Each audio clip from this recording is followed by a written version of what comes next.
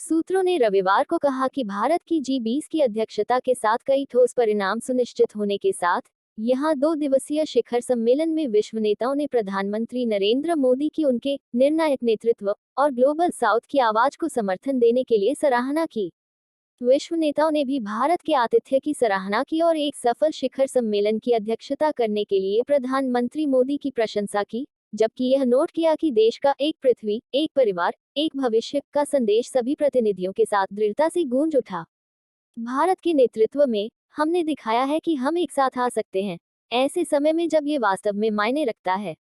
जब आप भारत मंडपम में घूमते हैं और डिस्प्ले देखते हैं, तो हम देख सकते हैं कि पीएम मोदी डिजिटल पहल और प्रौद्योगिकी क्या कर सकते हैं। एक बैठक में ब्रिटिश प्रधानमंत्री ऋषि सुनक के हवाले से एक सूत्र ने कहा, हमारे राष्ट्रों के सुदूर कोनों में लोगों को सेवा प्रदान करना।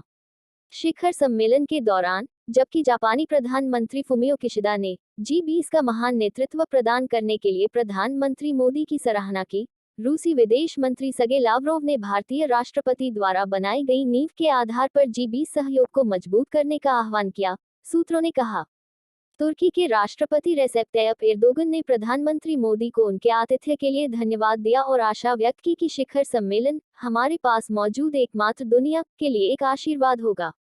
सूत्रों के अनुसार कई नेताओं ने ग्लोबल साउथ की आवाज उठाने के लिए प्रधानमंत्री की प्रशंसा की और सर्वसम्मति से अफ्रीकी संघ (AU) को G20 का सदस्य बनाने के महत्वपूर्ण निर्णय की सराहना की। मोदी की सराहना करते हुए अमेरिकी राष्ट्रपति जो बिडेन ने एक सूत्र के हवाले से कहा, अफ्रीकी संघ एक महत्वपूर्ण भागीदार है। आप मोदी हमें एक साथ ला रहे हैं, हमें एक साथ रख रहे हैं, हमें याद दिला रहे हैं कि हमारे पास चुनौतियों से मिलकर निपटने की क्षमता है। अंतर्राष्ट्रीय मुद्रा कोष की प्रबंध निदेशक क्रिस्टालिना जॉर्जीवा ने कहा, मैं EU को इस तालिका में लाने के लिए आपकी बुद्धिमत्ता के लिए आपको मोदी बधाई देती हूँ। बांग्लादेश की प्रधानमंत्री शेख हसीना ने शिखर सम्मेलन में आमंत्रित करने और ग्लोबल साउथ की आवाज उठाने के लिए प्रधानमंत्री मोदी को धन्यवाद दिया। G20 की थीम वसुधैव कुटुंबकम की सराहना करते हुए उन्होंने कहा कि यह सभी जीवन के मूल्य और बेहतर भविष्य के लिए मिलकर काम करने के महत्व को कायम रखता है। कोमोरोस संघ के अध्यक्ष और अफ्रीकी संघ के अध्यक्ष अजाल असोमानी ने भी उनकी उम्मीदवारी के समर्थन के लिए भारत को धन्यवाद दिया। जहां दक्षिण अफ्रीका के राष्ट्रपति सिरिल रामाफोसा ने EU को G20 में शामिल कराने में भूमिका के लिए भारत की सराहना की, वहीं नीदरलैंड के प्रधानमंत्री मार्क रुटे ने ग्लोबल साउथ को समूह के केंद्र में रखने के लिए भारतीय राष्ट्रपति पद को धन्यवाद दिया। ब्राजील के राष्ट्रपति लुइस इनासियो लूला डी सिल्वा ने इस कार्यक्रम के आयोजन में सक्षमता के लिए प्रधानमंत्री मोदी और भारतीय लोगों को धन्यवाद दिया। उन्होंने कहा, आज मैं भावुक हो गया जब मैं प्रिय महात्मा गांधी को श्रद्धांजलि देने गया। मेरे राजनीतिक जीवन में गांधी का बहुत महत्व है। अहिंसा एक सिद्धांत है जिसका मैं पालन करता हूँ। कनाडाई प्रधानमंत्री जस्टिन ट्रूडो ने कहा कि हमने जो हासिल किया है उसके लिए लोग हमें याद रखेंगे और प्रधानमंत्री मोदी, आपने हमें एक भविष्य पर चर्चा करने के लिए यहाँ इकट्ठा किया है, ये बहुत महत्वपूर्ण है।